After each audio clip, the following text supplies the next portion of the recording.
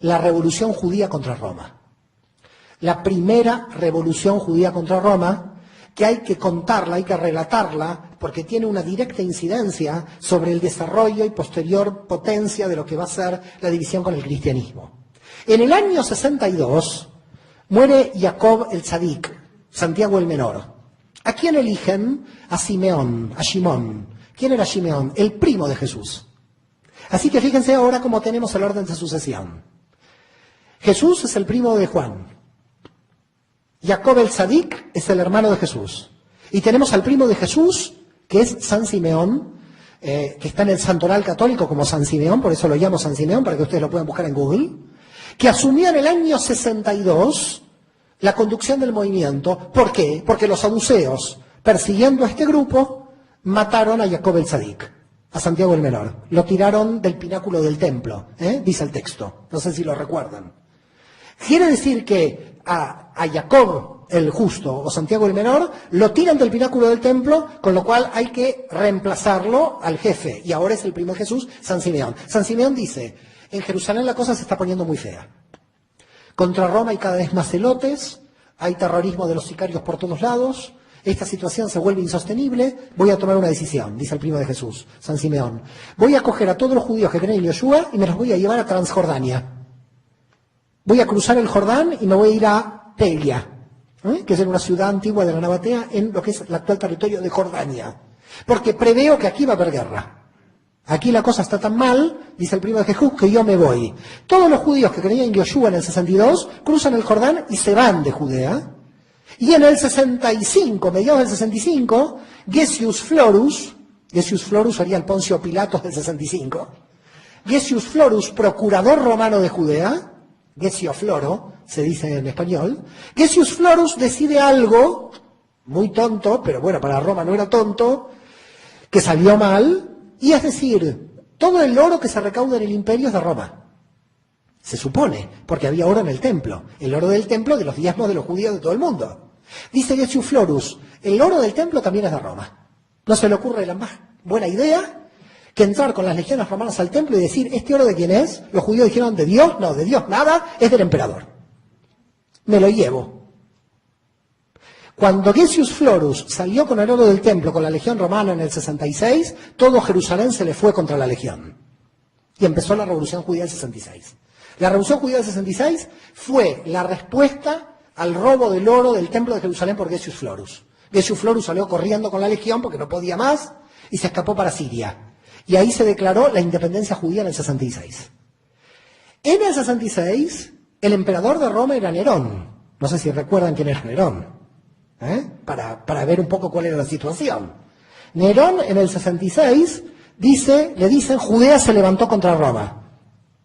¿Judea se levantó contra Roma? Ya van a ver quién es Roma. Voy a poner al mejor general a cargo de la destrucción del Estado judío. Puso a Vespasiano como general de la 3ª legión y la 10ª legión, 2 legiones, cada legión 10.000 soldados, 20.000 soldados entrenados contra gente que no tenía ningún entrenamiento para defender Judea, y empezó el ataque. Pero en el año 67, Nerón dictaminó que todos los jefes de las comunidades judías de todo el imperio sean asesinados.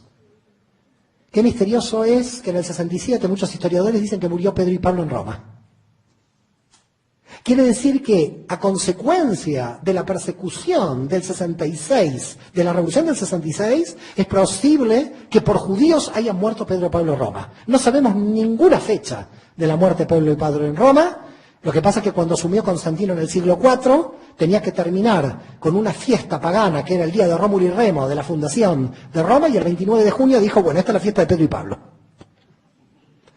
Así que ahora el 29 de junio todo el mundo cree que es la fiesta de Pedro y Pablo, en el mundo católico, pero el 29 de junio era Rómulo y Remo, pero lo tuvieron que reemplazar. Así que cristianizaron a Rómulo y Remo, pusieron a Pedro y Pablo. No sabemos cuándo murió Pedro y Pablo, pero esto quedó dentro de la tradición por Constantino.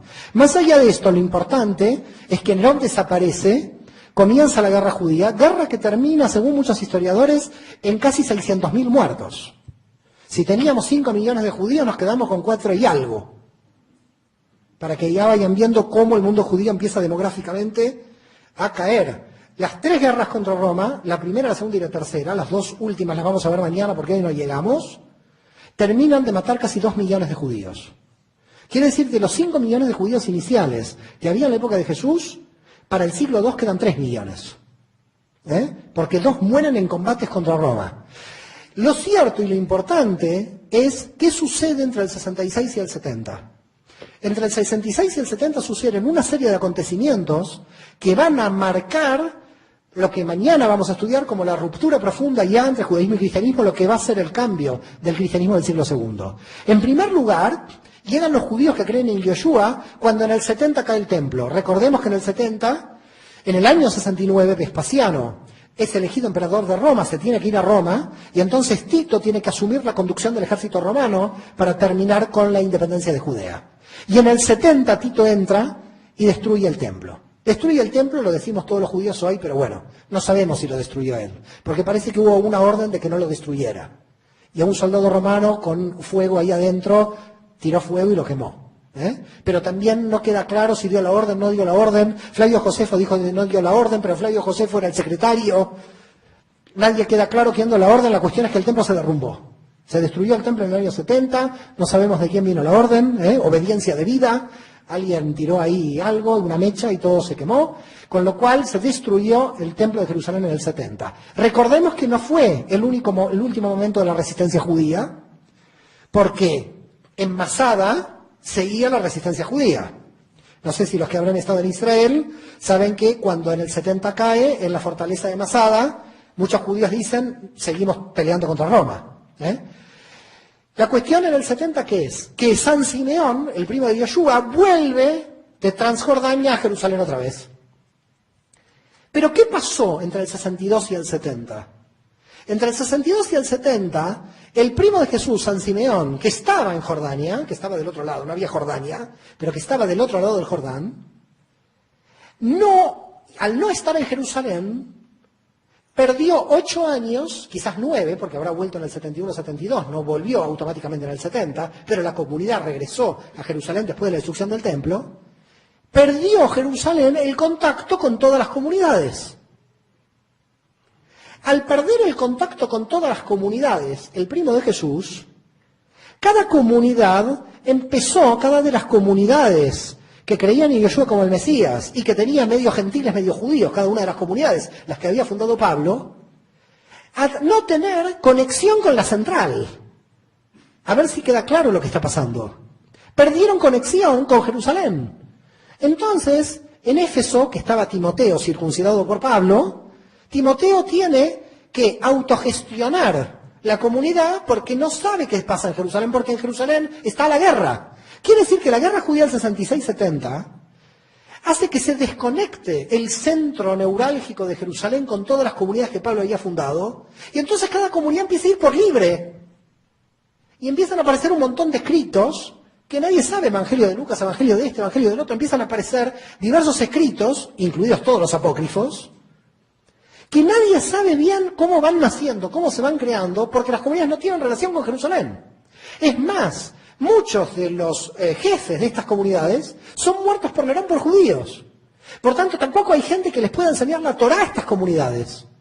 Empiezan a no tener Torá porque Nerón había matado a sus jefes, no tienen contacto con Jerusalén porque los de Jerusalén estaban del otro lado del Jordán, y estas comunidades comienzan a tener una mayoría de gentiles que empiezan a tomar posiciones en comunidades que no tienen el conocimiento de la Torá. No sé si me van entendiendo lo que está pasando. No hay contacto con Jerusalén, no saben lo que tienen que hacer. En el 50 reconocían que en Jerusalén estaba la central, por eso el concilio del 50. Pero cuando en el 62 el primo de Jesús se va pasa el Jordán, se pierde el nexo con la autoridad central, con los apóstoles de la autoridad central. Entonces, ¿qué tenemos que hacer? ¿Qué no tenemos que hacer? Nadie sabía lo que estaba pasando. Y muerto Pablo, y muerto Pedro, y muerto casi la mayoría de los apóstoles, a excepción de Juan, que va a terminar escribiendo el Apocalipsis casi a fin del siglo I, todas estas comunidades empiezan a ir por libre. Y comienzan a no entender qué es creer en el Mesías Jesús. Algunas dicen, el Mesías es Dios, el Hijo de Dios. Nadie entiende nada porque no hay una central en Jerusalén. Se comienza a entender el meollo del problema. En el 79 muere Vespasiano. Muere el emperador Vespasiano. Y lo va a suceder su hijo Tito.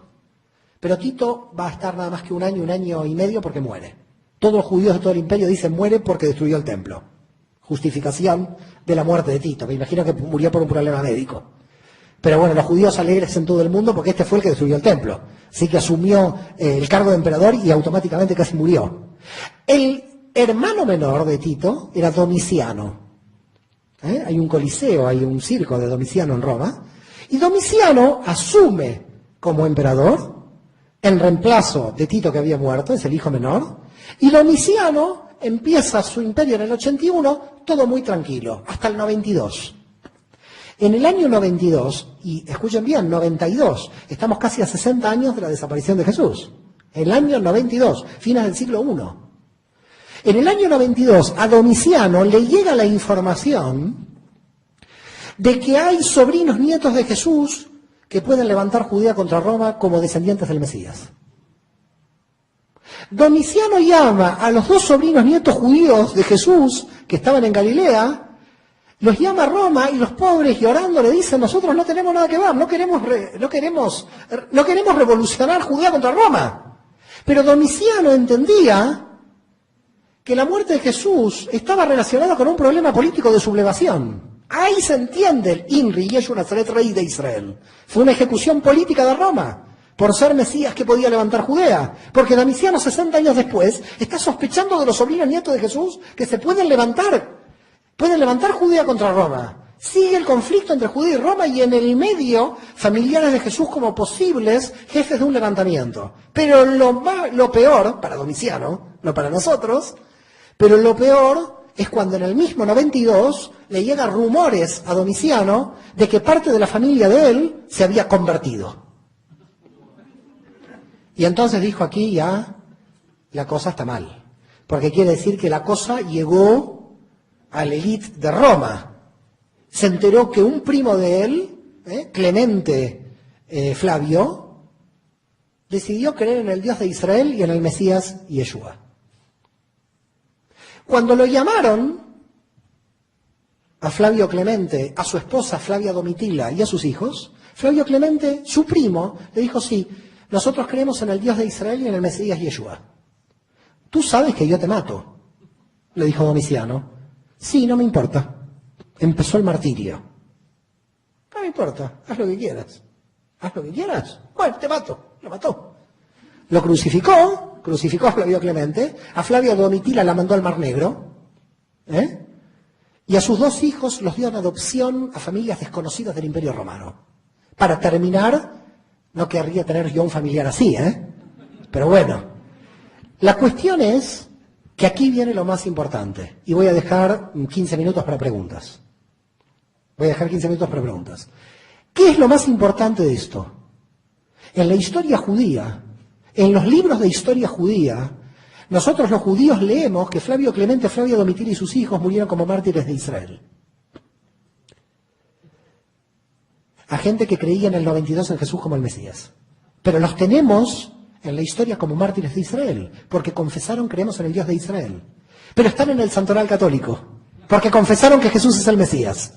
Esta gente se salvó seguro. En el año 92 tenemos Flavio Clemente, Flavia Domitila y sus hijos en el santoral católico y lo tenemos en la historia judía como judíos. ¿Por qué? Porque todavía el judaísmo y el cristianismo no estaban divididos. Porque los judíos que creían, la gente que entraba a creer que Yeshua era el Mesías, se sentía que estaba entrando dentro de un grupo judío. Por eso el primo de Domiciano dice: creo en el Dios de Israel, el Mesías Jesús. Porque participo del mundo judío creyendo que Jesús es el Mesías.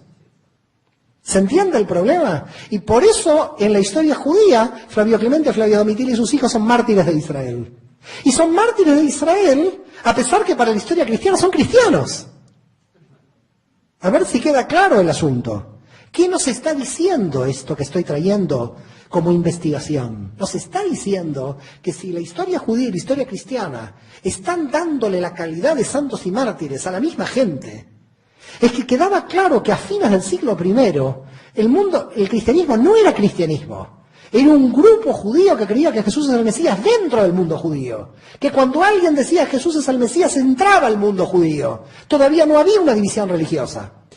Y para ir finalizando y que haya preguntas, voy a dar 2 o 3 puntos fundamentales para que de alguna manera vosotros puedan entender quiénes eran los 4 principales jefes de la Iglesia a fines del siglo I. El primer jefe de la Iglesia del siglo I era judío, el primo de Jesús, San Simeón, ya lo dijimos. San Simeón fue el jefe de la Keilah, de la comunidad judía mesiánica en Jerusalén, desde el 62 hasta el 107. Murió a los 120 años y murió crucificado. No sé si hubiera seguido la cosa. En el año 107, con 120 años, era primo mayor de Jesús, había nacido antes que él. Del 62 al 107, San Simeón era el jefe de los judíos que creían en Jesús en Jerusalén. Con lo cual, si a fines del siglo I uno aparecía por ahí, decía, ¿dónde están los cristianos? ¿Qué cristianos? No hay ninguno. Y bueno, ¿y quién cree en Yeshua como el Mesías? En Jerusalén está un judío, el primo de Jesús. Qué extraño, uno diría, ¿no? Bueno, me voy entonces a Éfeso. ¿Quién está? Timoteo, hijo de madre judía. Timoteo era judío, hijo de madre judía. Él es el que en la historia pasó a ser el primer obispo de Éfeso. El primer obispo de Éfeso, judío. Fines del siglo I. Muere en el 99, en el martirio también por el Imperio Romano. Vamos a Roma y vamos a la comunidad judía mesiánica de Roma, la que Pablo tanto trabajó para que los judíos romanos crean que Yeshua es el Mesías. En la comunidad judía romana está Clemente ben Yehudá. Clemente romano era judío. No, estoy confundiendo con Clemente de Alejandría. Hay 2 Clementes en la historia del cristianismo. Clemente de Alejandría, que es un filósofo de fines del siglo II, lo digo para que no se confundan, y Clemente romano. Clemente romano, que se encuentra en el orden de sucesión papal para la Iglesia Católica en el 4º punto, pero está en el 4º por una tergiversación que hay ahí, que un día si quieren se las puedo explicar, es muy interesante. Clemente romano es judío. Yo recuerdo que cuando estaba en Roma, me atendió gente de la Iglesia Católica y me dijeron, ¿dónde querrías ir? Querría ir a visitar a un judío, dije yo. Muy bien, vamos al gueto de Roma. No, yo quiero ir a la iglesia de San Clemente. ¿Qué? ¿Cómo la iglesia de San Clemente? Claro, porque Clemente es judío. La gente que me acompañaba, católica de Roma, hace 10 años, no sabía eso. Yo fui a orar en hebreo a la catacumba de Clemente, porque Clemente era hijo de madre judía y era judío en el orden de sucesión. Y lo más interesante es que cuando uno visita la iglesia de San Clemente en Roma, en la información dice Clemente era un judío romano. Lo admite, la información turística lo admite.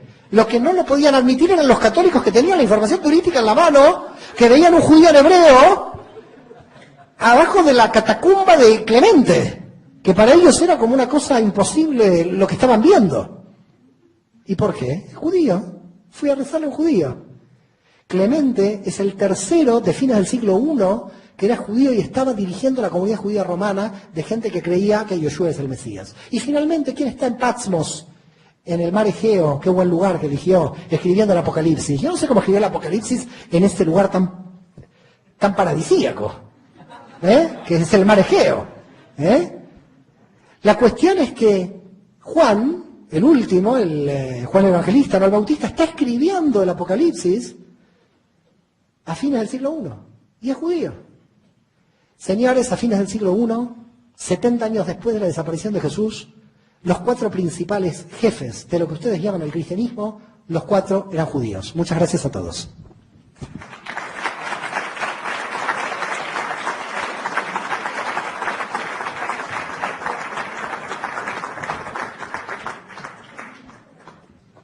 Muy bien. Lo que vamos a hacer, incluso vamos a tener un tiempo un poquito mayor de preguntas y respuestas, es que vamos a hacer ahora la ceremonia de Abdalá y después para que puedan ya pasar a un receso, y después del receso regresamos para la sesión de preguntas y respuestas, que es lo que se va a poner candente, ¿ok? Pasen por favor a tomar sus asientos. Viene la parte intensa, viene la parte de la cerecita en el pastel. Vamos a tener una sesión de preguntas y respuestas de toda la información que se cubrió el día de hoy. Y también vamos a tener la oportunidad de que nuestra audiencia a través de internet pueda preguntar. Muy bien, vamos a comenzar con la sesión de preguntas y respuestas. Ok, el que es el primero, por favor. Buenas tardes a todos. Doctor, muy buenas tardes. Buenas tardes. Se ha hablado al respecto de las Sagradas Escrituras. En el inicio se habló de la persona de Jesús. Se habló de que el Nuevo Testamento tiene algunos errores, interpolaciones. Por el otro lado, vemos que la vida cuando se habla de Pablo, que él tuvo un encuentro con el Señor Jesucristo. Sin embargo, vemos que no fue así. Fue, según su estudio, fue producto de un capricho, de una situación, y que él, pues, según sus objetivos, fue que empieza él a predicar. Pues ya entonces, ya el Nuevo Testamento pues tiene algunas cosas que no son verdad desde su óptica. Por eso surge mi pregunta. También al inicio usted menciona a Jesucristo como otro de los 24 aspirantes a ser el Mesías. Y nosotros pues somos cristianos no porque el cristianismo sea una religión diferente al judaísmo, sino nosotros somos cristianos porque hemos creído que Él es el Hijo de Dios. La Biblia nos relata a nosotros que Él vino a este mundo de una manera misteriosa y de la misma manera también ascendió, según los libros de los Hechos y también el libro de Lucas. Pero usted habló de Jesucristo y le digo, habla de una manera pues como cualquiera otra persona, otro importante, pero una persona que tomaba ideas de los saduceos, de los tres grupos que usted menciona y que según las circunstancias pues así hablaba. Mi pregunta es específica. En todo su estudio, lo que ha arrojado con respecto a la persona de Jesucristo, aunque dijo que no quería hablar de su familia, sin embargo, para mí es muy importante saber si en su estudio ha podido usted o nos puede dar quién fue su padre biológico, porque nosotros pues creemos, según nos relata la Biblia, que no tiene un padre biológico, sino que vino de una manera misteriosa. Pero en vista de que usted pues ha estudiado más al respecto de la persona de Jesucristo, quisiera saber eso, si usted ha podido informarse si tiene algún padre biológico Jesucristo. Bueno, hay muchos temas que usted ha relatado. Primero que todo, bueno, respeto su fe y la admiro, porque siempre he admirado que un judío como Jesús tenga 2.000 millones de seguidores. Por tanto, usted es uno más de los 2.000 millones de seguidores que sigue las enseñanzas de un hombre de mi pueblo. Por tanto, en principio ya soy orgulloso de yo tener la sangre de Jesús. En todo lo que usted ha dicho hay muchos temas diferentes. Es decir, podríamos decir que hay como 5 o 6 preguntas. Yo las estuve tratando de escribir aquí para poder ir contestándolas. Primero, en materia de fe todo es muy peligroso. En materia de fe todo es muy peligroso porque el que tiene fe, cuando empezamos los razonamientos, no le vamos a cambiar la fe ni es el objetivo. Es decir, los cambios de fe no se producen a través del razonamiento. El que cree, es un sentimiento. Bueno, es como el Barça y el Real Madrid. Es casi imposible cambiar a alguien del Barça y del Real Madrid. Es decir, en materia de fe, cuando entramos en el tema de fe, empezamos a entrar en campo minado. ¿Qué quiere decir campo minado? Ya hay una fe específica que nadie la tiene que cambiar ni pretende cambiar. Es decir, no es como la Inquisición que pretendió cambiar la fe de mis antepasados, sino que no vengo a hacer una inquisición judía en cambiar la fe de alguien. Por lo tanto, cuando uno entra en materia de fe, yo me retiro. Y me retiro porque es muy, muy peligroso tratar de responder a preguntas que en verdad, desde su fe, por más razonamiento que haya, no tienen sentido ningún tipo de razonamiento. Eso es en principio. Pero eso no evade que yo voy a contestar las preguntas. Queda claro lo que estoy haciendo. El primer punto que hago es, en materia de fe, toda fe es muy respetable. Y por lo tanto, nadie pretende cambiar la fe de nadie.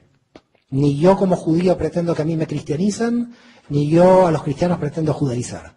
Pero lo que sí es tratar de hacer un análisis lo más riguroso posible de la historia hasta donde podamos. Esa sería la pretensión. La pretensión es hasta dónde podemos llegar a hacer un análisis histórico sin molestar la fe de nadie. Lo que pasa es que es difícil. Yo sé que es difícil.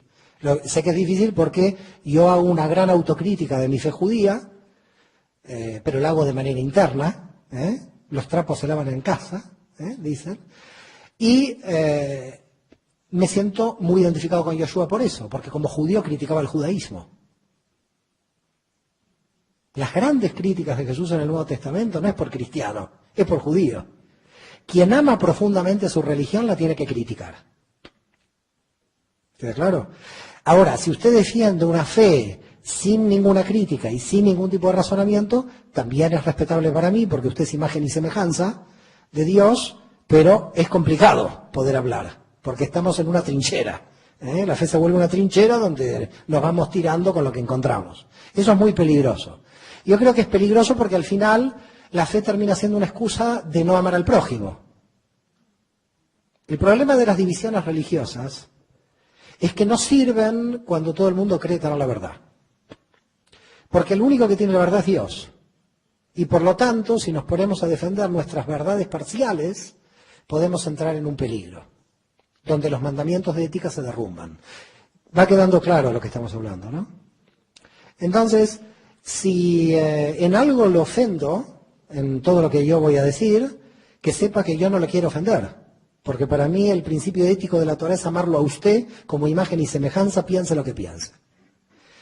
Basado en esto, que para mí es un punto central, la aclaración, quiero ahí sí no evadirme de sus preguntas. Lo primero es decir cuándo nació el Nuevo Testamento. Para mí es clave este punto. Para mí es clave este punto. ¿Quién decidió quiénes son los libros? Si hago una autocrítica judía, del canon judío, tengo que decir que también en el mundo judío hubo alguien que lo decidió. El señor Esdras. El señor Esdras, en el libro de Esdras, el señor Esdras es el que decide el canon judío. Por lo tanto, yo no estoy ahora, porque analizo el cristianismo, evadiéndome de que en el judaísmo no hay problemas similares. En el mundo judío el canon también fue decidido por Esdras, solamente que quedaron fuera del canon 2 libros porque históricamente no existían. Es decir, uno es el libro de Esther, porque cuando está Esdras, lo de Esther no existe, históricamente hablando. Esdras es del 515 a.C., Esther es del 380. Por lo tanto, no estaba Esther cuando Esdras crea el canon del Antiguo Testamento. Aquí estamos hablando de cuándo se creó la Biblia.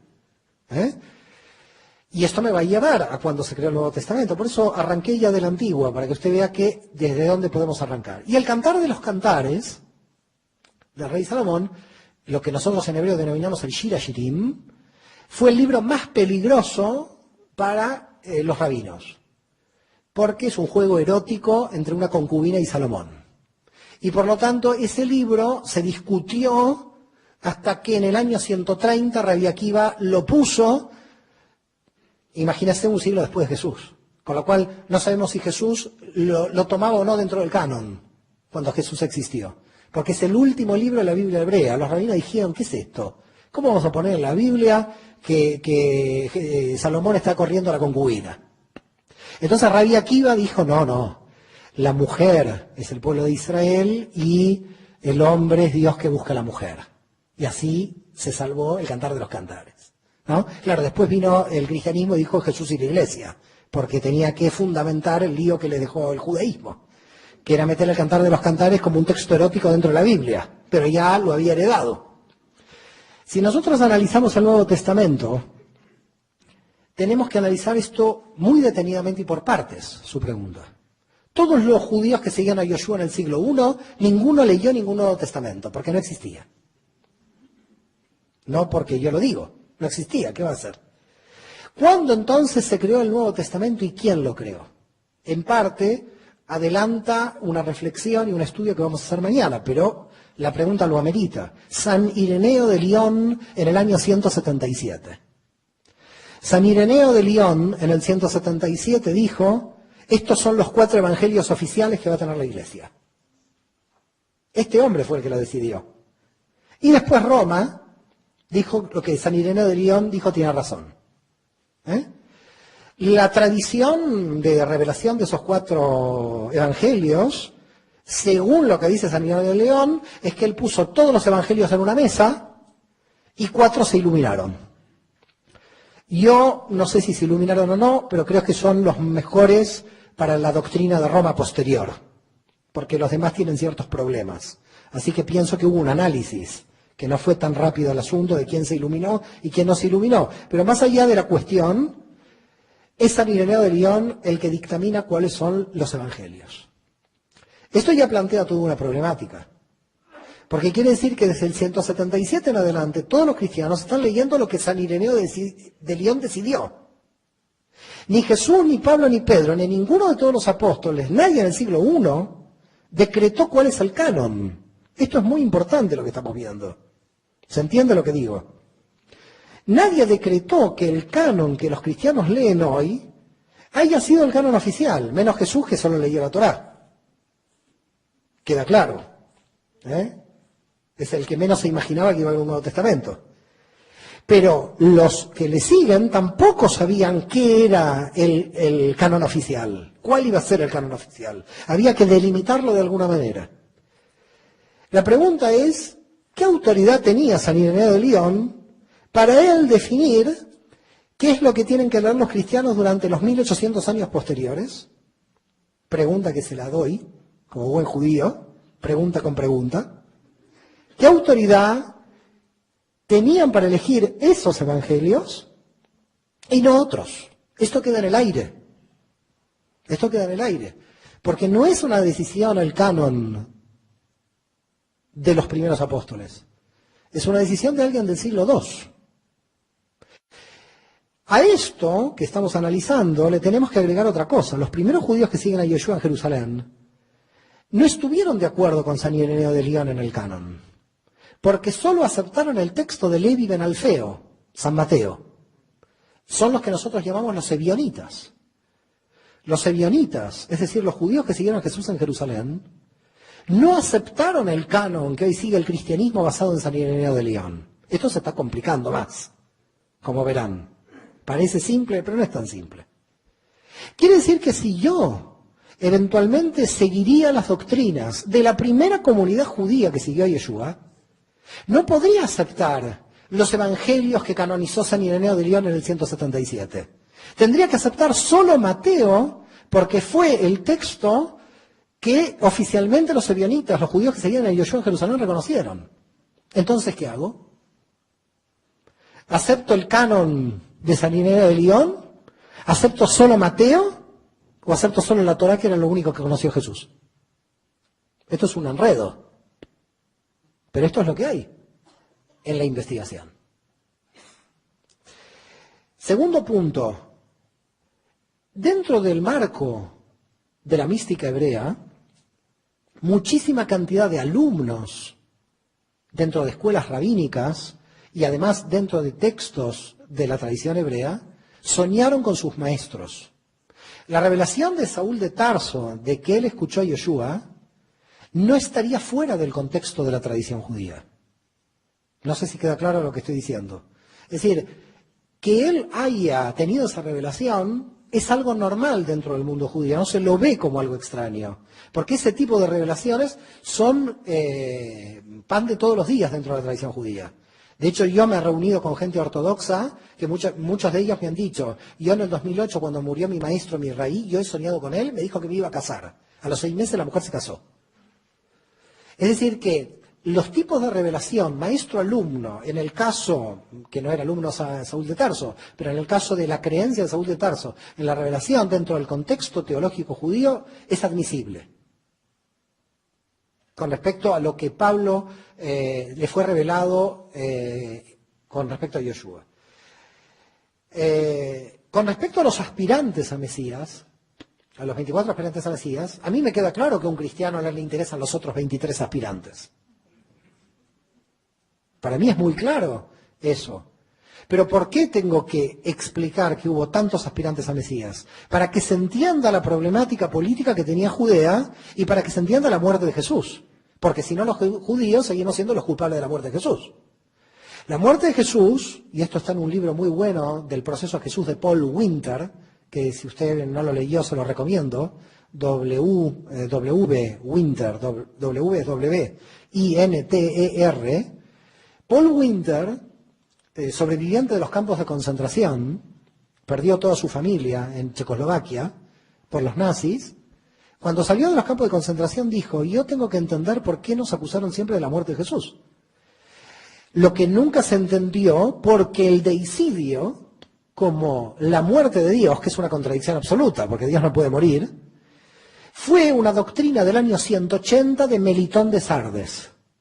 Así que también pueden poner este nombre muy extraño, que quizás no lo conozcan, pero si lo googlean, pueden poner Melitón de Sardes. Melitón de Sardes es el primero que en el año 180, a fines del 2, pero claro, nos estamos adelantando con todo el seminario de mañana, pero le tengo que responder a nuestro amigo. Es el primero que crea la doctrina del deicidio. Los judíos mataron a Jesús. Claro, en San Juan se lo generaliza mucho el término judíos. Si uno coge el Evangelio, y los judíos, que eran todos los judíos, ¿no eran judíos también los que lo seguían a Jesús? ¿Por qué entonces yo tengo que explicar que hubo tantos aspirantes? Porque si no el proceso a Jesús no se entiende. El proceso a Jesús es un proceso de tipo político donde los saduceos del templo están involucrados porque estaban en contra de todo el pueblo judío. Y entonces, entendiendo cómo los saduceos del templo están involucrados en la muerte de Jesús y se lo pasan a Pilatos, y ahí muere, no muere como rey de los mexicanos, como Napoleón III, como rey de los húngaros. Muere como rey de los judíos. La acusación que todo cristiano tiene en la cruz es Inri, Yeshu de Nazaret, Rex Yehudaorum, rey de los judíos. Rey de los judíos, en el Imperio Romano, era delito de sedición al imperio. Era un revoltoso que se quería rebelar. Ahora, claro, la pregunta es, ¿se quería rebelar? No. Queda claro, porque era un pacifista absoluto.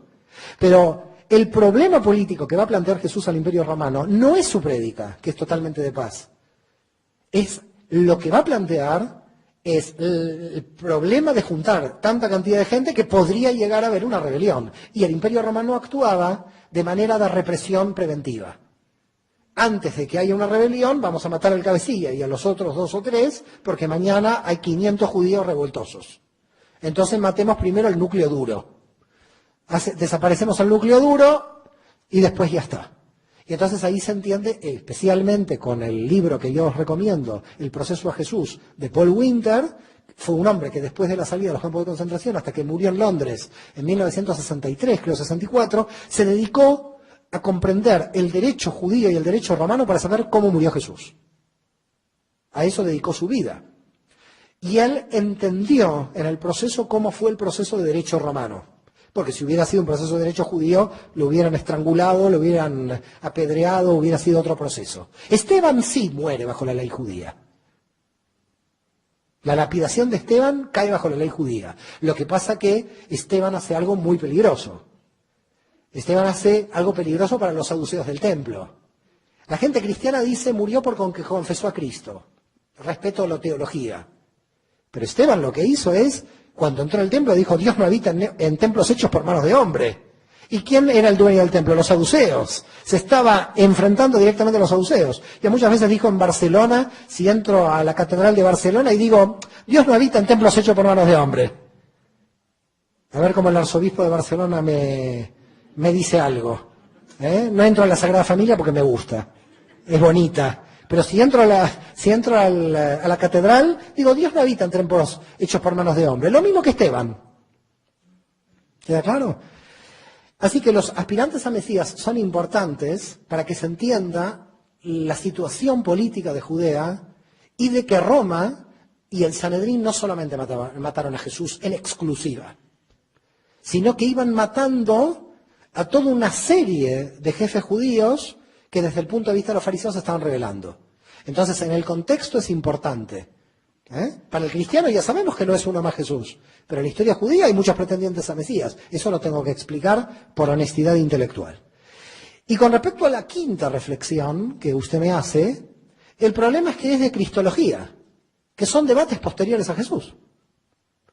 A mí esos debates no me interesan, porque son problemas del cristianismo. Jesús es judío y está en el judaísmo.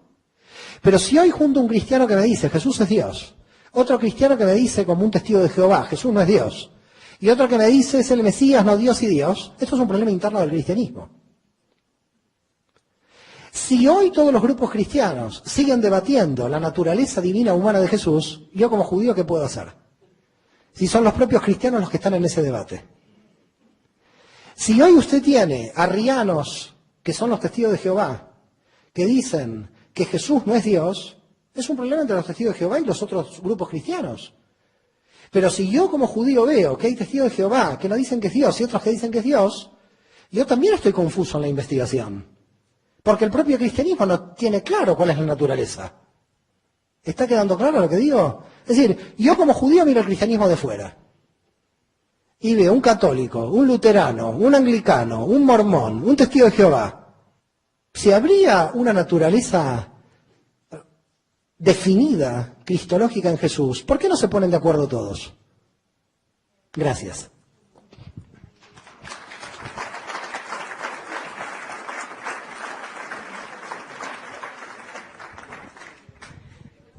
Queremos hacer partícipes también a nuestra audiencia por internet. Entonces vamos a invitar a alguien que nos esté escuchando en algún otro lugar que hagan una pregunta. ¿Qué te parece? Entonces, ahí Ezra, si nos haces... Así, quizás en Milán nos están escuchando en alguno de esos lugares. Ezra, nada más si nos dices, por favor, ¿de dónde es la pregunta? ¿Desde qué lugar nos están haciendo la pregunta? Y tú la puedes decir, por favor. ¿Le puedes pasar el micrófono, por favor? No, aquí a Ezra. Ok, va a pasar a una pregunta. Ok. Ok, yo repito la pregunta. La pregunta es si Mario como investigador, ¿qué opina acerca del regreso de las 10 tribus? Esa la hicieron, la tomé al azar, simplemente porque han hecho muchas, no hay ningún tipo de preferencia. No sé si es corta o es larga, o hay tiempo para más, acerca de, porque supongo que esta persona no escuchó su explicación que ya le dio Mario acerca de la fórmula trinitaria. Dice, otra pregunta sobre, es Nashville, no sé si sea su apellido, o sea de Nashville, Tennessee. Dice, sobre el Evangelio hebreo de Mateo de Shem Tov, contiene la fórmula bautismal de la Trinidad. Eso ya lo tocó el tema. Si lo quiere volver a tocar para esta persona, excelente. Y hay una que esa la planteo yo, si se me permite, su opinión acerca del famoso libro de Juan del Apocalipsis. Si escribe en Patmos en el año 90 o posterior, ¿por qué no menciona la destrucción del templo si era tan importante? Bueno, todo muy interesante esto. El tema del Apocalipsis, el tema del escrito de Juan es muy difícil. Entre los investigadores están divididos. Nadie sabe bien las fechas en que se escribió. Primero no saben bien las fechas de la escritura del Evangelio de Juan. Según la escuela de Tübingen, en Alemania, en la Universidad de Tübingen, los investigadores llegaron a la conclusión que hubo dos Juanes en la escritura de Juan. Un Juan griego y un Juan judío, que no fue el mismo autor. Esta fue la escuela de Wellhausen y las investigaciones de Wellhausen, que dijeron, aquí hay cosas muy diferentes dentro del Evangelio. Por lo tanto, el Evangelio de Juan hay que tomarlo con pinzas en el sentido de quién fue el autor. Indudablemente hay una base de Juan original, que probablemente sea el Juan, pero parece que cuando se habla del Juan griego, es este que pone a los judíos como ya parte de algo que va a ser diferente, que es el cristianismo. Entonces, parece que este Juan griego, al Evangelio de Juan, estaría retocando el Evangelio original. No lo digo yo, lo dice la Escuela de Investigación de Wellhausen en Alemania. Con respecto al tema de las 10 tribus, bueno, hay muchos temas también en todo lo que me dijiste. Está pasando una situación en Sefarad, en España, muy particular, bueno, de hecho también aquí en México, en Colombia, y es la búsqueda de las raíces de los apellidos. Hay un movimiento muy grande, nosotros lo verificamos por internet en forma permanente, de que la gente está buscando sus raíces judías a través de su familia. Recordemos que la Inquisición mató 65.500 judíos, esto no es muy evangélico lo que digo, pero es la verdad.